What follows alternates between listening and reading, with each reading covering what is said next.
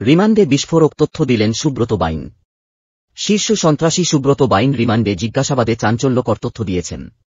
তিনি জানান, বিভিন্ন রাজনৈতিক দলের নেতাকর্মীদের লক্ষ্য করে হামলা চালিয়ে দেশে অস্থিরতা সৃষ্টির পরিকল্পনা ছিল তার ও তার বাহিনীর। ভারতীয় গোয়েন্দা সংস্থা রের কাছ থেকে তিনি কমান্ডো প্রশিক্ষণ গ্রহণ করেছেন বলেও স্বীকার করেন। তদন্ত সংশ্লিষ্ট কর্মকর্তারা জানিয়েছেন, জিজ্ঞাসাবাদে সুব্রত আরও বেশ কিছু গুরুত্বপূর্ণ তথ্য দিয়েছেন, যা যাচাই বাছাই করা হচ্ছে। জানা গেছে, রের হয়ে তিনি নেপাল ও দুবাইতে দায়িত্ব পালন করেছেন এবং বাংলাদেশেও একাধিকবার টার্গেট মিশন পরিচালনা করেছেন।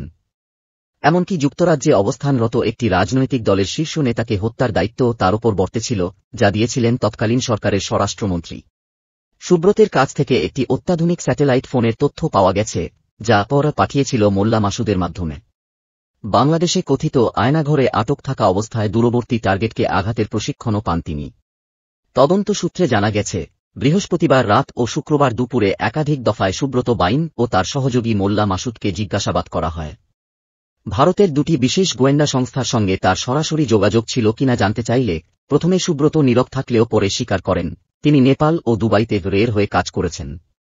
2001 সালে তৎকালীন সরকার যখন 23 জন শীর্ষ সন্ত্রাসীর তালিকা প্রকাশ করে, তখন সুব্রত তার সহযোগী মোল্লা মাসুদকে নিয়ে ভারতে পালিয়ে যান। বেনাপোল সীমান্ত দিয়ে যশোরে প্রবেশ করে বেজপাড়া এলাকায় একটি বাসা ভাড়া নেন। সেই বাসায় থাকতেন তার দ্বিতীয় স্ত্রী বিউটি এবং 3 সন্তান। যশোর থেকেই চাঁদা আদায় করে তিনি পুনরায় কলকাতায় চলে যেতেন। পরে কলকাতা পুলিশ যখন সুব্রতকে গ্রেফতার করে, তখন আরেক শীর্ষ সন্ত্রাসী তানভীরুল ইসলাম জয় তাকে ছাড়িয়ে নেন। জয় ভারতের দার্জিলিংয়ে পড়ালেখার সুবাদে প্রশাসনের ঘনিষ্ঠজনদের সহায়তায় তাকে মুক্ত করেন। এরপর কলকাতার তৎকালীন পুলিশ কমিশনার এস.কে চক্রবর্তী এই 3 জন, জয়, সুব্রত এবং মোল্লা মাসুদ, কে ডেকে নেন এবং তখন থেকেই তাদের সঙ্গে র ও সেনা গোয়েন্দা সংস্থার সম্পর্ক গড়ে ওঠে। পরবর্তীতে ভারতের উত্তর ও মধ্যপ্রদেশের বিভিন্ন স্থানে তাদের কমান্ডো প্রশিক্ষণ দেওয়া হয়। ডিবির যুগ্ম কমিশনার মোহাম্মদ নাসিরুল ইসলাম যুগান্তরকে বলেন, সুব্রত বাইন ও তার সহযোগীদের জিজ্ঞাসাবাদ চলছে।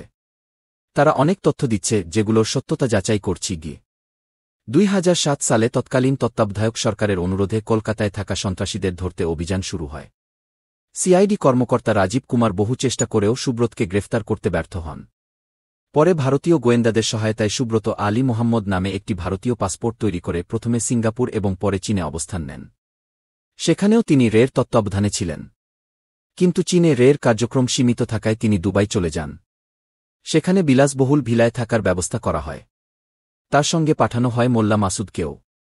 তাদের উদ্দেশ্য ছিল পলাতক ভারতীয় মোস্ট ওয়ান্টেড টাইগার মেমনের মাধ্যমে মাফিয়া ডন দাউদ ইব্রাহিমের নেটওয়ার্কে প্রবেশ করা, তবে সে মিশন সফল হয়নি।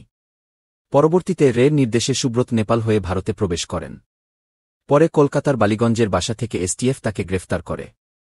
2023 সালের ফেব্রুয়ারিতে কলকাতা এসটিএফ সুব্রত বাইনকে বিশেষ ব্যবস্থায় বাংলাদেশের সিলেটের জৈন্তাপুর সীমান্ত দিয়ে র্যাবের কাছে হস্তান্তর করে।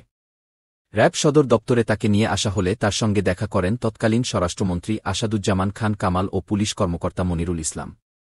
তাকে বলা হয়, নির্দিষ্ট মিশন সফল হলে পরিবারসহ তাকে কানাডায় স্থায়ীভাবে বসবাসের ব্যবস্থা করে দেওয়া হবে।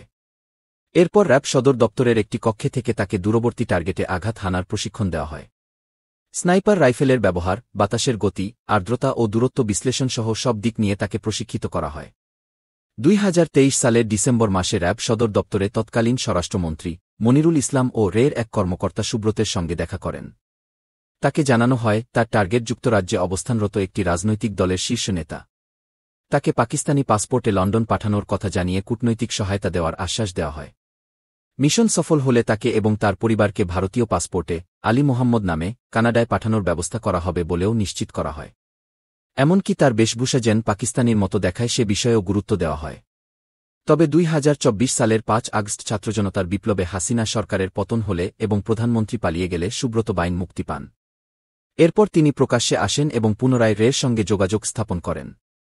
তাকে সহায়তা করতে বাংলাদেশে পাঠানো হয় মোল্লা মাসুদকে, যার মাধ্যমে সুব্রত একটি স্যাটেলাইট ফোন পান। তাদের সঙ্গে যোগাযোগের মাধ্যম হিসেবে কাজ করছে নেপালে পলাতক সন্ত্রাসী লেদার লিটন, যিনি পলাতক আওয়ামী নেতাদের সঙ্গে সংযোগ রক্ষা করছেন।